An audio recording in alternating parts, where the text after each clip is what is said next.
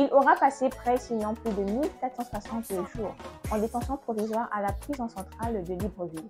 L'un des prisonniers les plus célèbres de ces dernières années au Gabon a été libéré le 20 octobre dernier au petit matin. C'est Brice Lacruche Alionga, l'ancien directeur de cabinet du président déchu Ali Bongo Ondimba. Arrêté officiellement pour des délits financiers, il a tenu à tout nier en bloc lors de sa sortie, rejetant toute la faute sur Sylvia Bongo. Un peu trop facile à mon goût, mais bon.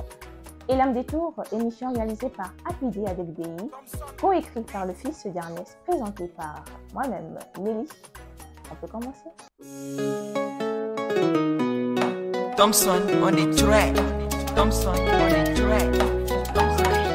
À peine sorti, Blas s'est exprimé. Il se dit innocent de tous les crimes qui lui étaient reprochés. Je rappelle ici qu'il était poursuivi pour corruption, blanchiment, concussion et j'en passe.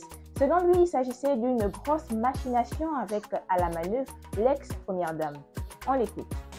Le troisième point et le dernier est que je me suis opposé avec force à la volonté affirmée de l'ancienne première dame et de son fils de prendre le pouvoir au Gabon, et ce par tous les moyens possibles. Et d'ailleurs, vous noterez que les récents événements de 2023, d'août 2023, ont confirmé que j'étais quelque part dans le vrai. Ceux qui, comme moi, ont vécu les événements qui ont suivi l'AVC du président déchu Ali Bongo auront quand même du mal avec cette version. En ce sens que Lacruche Alionga est quand même le premier bénéficiaire de la diminution physique d'Ali. Il est clairement monté en puissance. Il parlait au nom du président. En témoigne sa tournée. Pesait de son poids dans les nominations, menaçait. À ceux qui boudent, on leur dira, celui qui boude, il bouge. Celui qui boude, celui qui boude. Bref, l'homme était devenu hyper puissant et jamais dans l'histoire du Gabon, un directeur de cabinet n'avait eu autant de pouvoir. Aucun d'essai n'a fait de tournée en tout cas. Arrêté avec plusieurs de ses Blaboy dans le cadre de l'opération Scorpion, Bla, par l'intermédiaire de son avocat, avait toujours fait savoir que son dossier était vide et qu'il n'y avait aucun motif de condamnation. Le dysfonctionnement qu'il y a eu dans la République, on ne peut pas comprendre qu'un monsieur qui n'avait pas la gestion des comptes publics puisse être en détention pour détournement de fonds publics sans montrer une chaîne de responsabilité. Est-ce que vous avez... Malgré cela, il est resté en prison. Au bout de 2 ans, certains autres détenus de l'opération Scorpion avaient été libérés et avaient, avec des mots à peine voilés, accusé Lacruche d'être le seul responsable de toute la gabegie qui les avait envoyés en prison. Sans le citer, Noël Mumba, ministre du pétrole sous Bla, j'ai envie de dire, avait même avoué avoir reçu des instructions malveillantes pour détourner de l'argent. En somme, Bla m'a dit de faire et j'ai fait car il était puissant.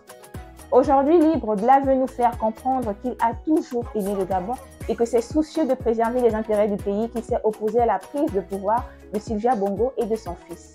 Une déclaration aussi ambiguë que le selfie de Buzz Ping, Armel Mikala et Régis Massimba. Aussi, pourquoi venir admettre aujourd'hui qu'Ali était physiquement diminué? Bla a toujours dit le contraire. Sans vouloir prendre sa défense, je pense qu'il serait trop facile de jeter le tort sur Sylvia Bongo. Du moins, elle n'est pas la seule coupable parce que jusqu'à preuve du contraire, elle n'était que première dame. Elle n'avait donc aucune fonction légale. Si donc des élus de la République lui ont prêté allégeance et ont exécuté tous ses ordres, eux aussi méritent d'aller en prison, je pense. Lacruche Alionga est quand même celui-là qui a fait une tournée à travers le Gabon se présentant comme le messager intime du chef. Ali lui a dit « Va, dis-leur que je vais bien » et c'est ce qu'il a fait. Et nous étions dans une période où il fallait qu'il nous rassure de sa capacité à continuer à diriger. S'il a fait au nom d'Ali, cela aurait aussi été pour tout le bonheur de Sylvia vu qu'Ali président égale Sylvia première dame égale la vie de luxe pour elle.